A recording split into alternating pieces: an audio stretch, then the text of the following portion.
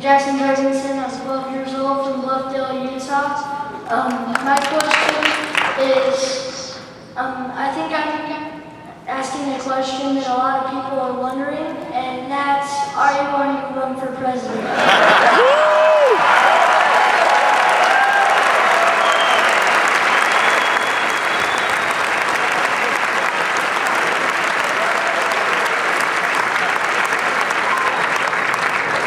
Does anyone here remember that old TV show, Kids Say the Darndest Thing? Like Leonard, I'll tell you.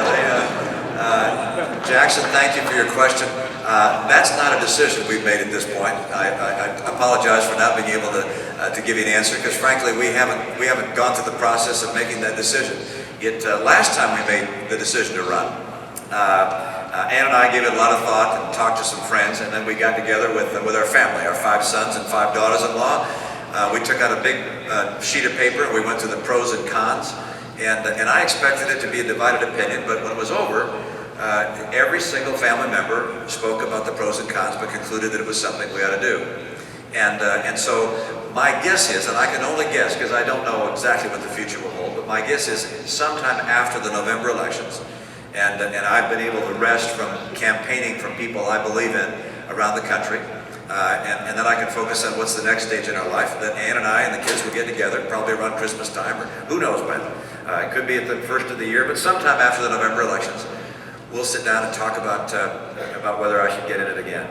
I can tell you that there's no sure thing about winning in a political world. My brother-in-law talked about, he took his family down the Provo River in inner tubes. Some of you may have done this, and yeah, there's some inner tubers there. He has a big family. Rod's here tonight. I know he has a big family, and he said there's a place you're supposed to get out. You're supposed to all get to one side of the river and then get out. And he said he watched with some dismay as he watched various family members just go right on by, trying desperately to get their inner tube. And a political campaign is a bit like that, which is, you have your hands in the water. You're doing what you can, but where that inner tube goes, it has a lot to do with the currents and the rocks and things that come up that are beyond your control.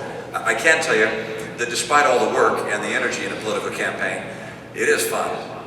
You meet remarkable people. We have made friends around the country that will always be part of what we value and is most dear to us. I wish you had the chance just to go across this country and find some people who just give their heart and soul for you, even when they know you're going to lose.